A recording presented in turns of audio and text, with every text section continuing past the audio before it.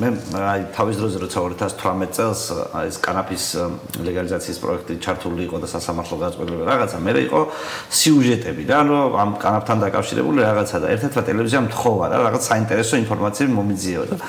მე-19 საუკუნის გაზეთებში, მე-20 საუკუნის დასაწყისის გაზეთებში ვიპოვე ორი რაღაცა განცხადებასავით. ერთი კაც მოსაწევით აკარგული ქონდა თოფის ლულაში ჩავტენეო და ეძებდა რომ აპოვნინეთო და მეორე იყო საჩუქარი აჩუქა მოსაწევი ერთმა ადამიანმა მეორეს.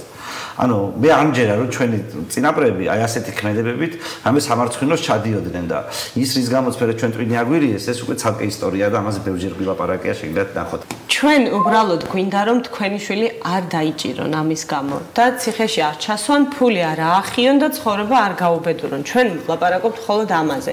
თქვენი შვილი მარიხუანას მოწევს, სიგარეტს მოწევს, თუ საერთოდ არ მოწევს, ეს ჩვენი საქმე არ არის. ეს არის მთლიანად მისი და მაქსიმუმ თქვენი ოჯახის საქმე.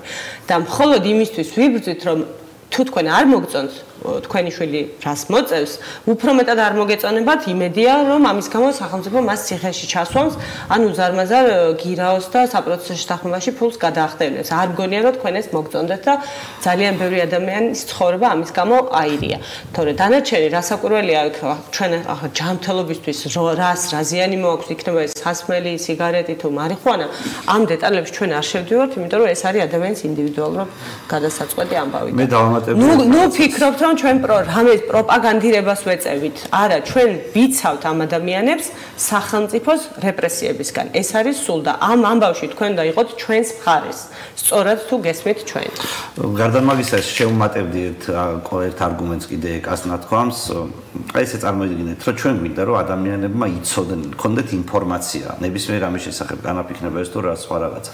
და მე მგონია რომ აი ადამიანმა მაჩემის ტოლა ადამიანს ყველა ვარიანტში ეცოდინება და ამაში მე მგონია არ შემეკამათება რომ ადამიანის ან ჩვენი შვილების ან შვილიშვილების ცხოვრება ისე არ ჩაივლის რომ მათ არ მოუწიოთ შეხება კანაფი იქნება ეს თუ სხვა ტიპის ნარკოტიკი ან მათ რაღაცა გვერდზე ის არ აღმოჩნდეს, ხელი არ მიუწვდეთ, ანუ ცხოვრება იცვლება და ადამიანებს ბევრ რამეზე მიუწვდებათ ხელი.